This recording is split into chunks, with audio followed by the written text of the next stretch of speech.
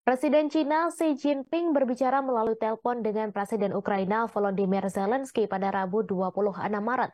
Dilansir alarabia.net, pembicaraan itu adalah pembicaraan telepon pertama antara kedua pemimpin tersebut sejak dimulainya invasi Rusia pada Februari tahun lalu.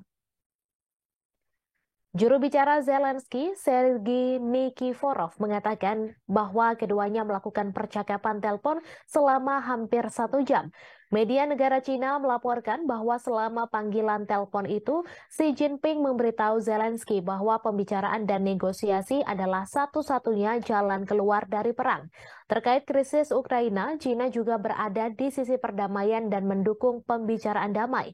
Menurut rekaman panggilan yang dilaporkan oleh CCTV, Xi Jinping mengatakan Cina tidak akan melihat api dari kedua sisi atau menambah bahan bakar ke dalam api, apalagi memanfaatkan krisis untuk mendapatkan keuntungan.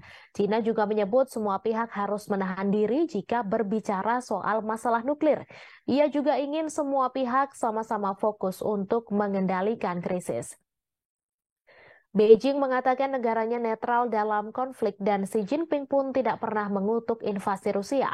Sebelumnya, Zelensky mengatakan berulang kali bahwa dia terbuka untuk berbicara dengan Xi Jinping. Pada bulan Februari, Beijing meluncurkan proposal 12 poin yang menyerukan penyelesaian politik untuk krisis di Ukraina. Proposal tersebut menggambarkan China sebagai pihak netral dan mendesak kedua belah pihak untuk melakukan negosiasi damai. Poin pertama proposal itu adalah bahwa kedaulatan, kemerdekaan, dan integritas teritorial semua negara harus ditegakkan secara efektif. Tetapi China secara konsisten menolak untuk memperluas bagaimana hal itu berkaitan dengan spesifikasi perang Ukraina. Dalam proposal itu, Beijing meminta Rusia dan Ukraina untuk melanjutkan pembicaraan damai. China menyatakan bahwa dialog dan negosiasi adalah satu-satunya solusi yang layak. Mengutip Sky News, berikut 12 poin perdamaian yang diusung Cina. Pertama, kedaulatan semua negara harus dihormati. Kedua, meninggalkan mentalitas perang dingin.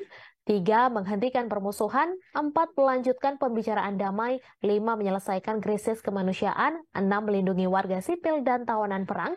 7, menjaga keamanan pembangkit listrik tenaga nuklir. 8, mengurangi risiko strategis. 9, memfasilitasi ekspor biji-bijian. 10, menghentikan saksi sepihak.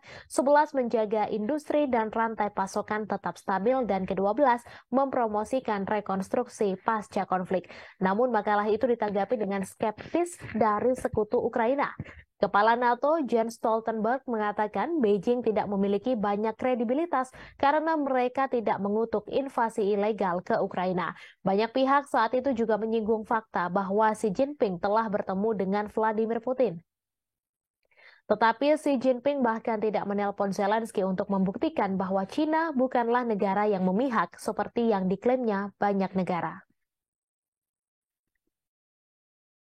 Terima kasih sudah nonton. Jangan lupa like, subscribe, dan share ya.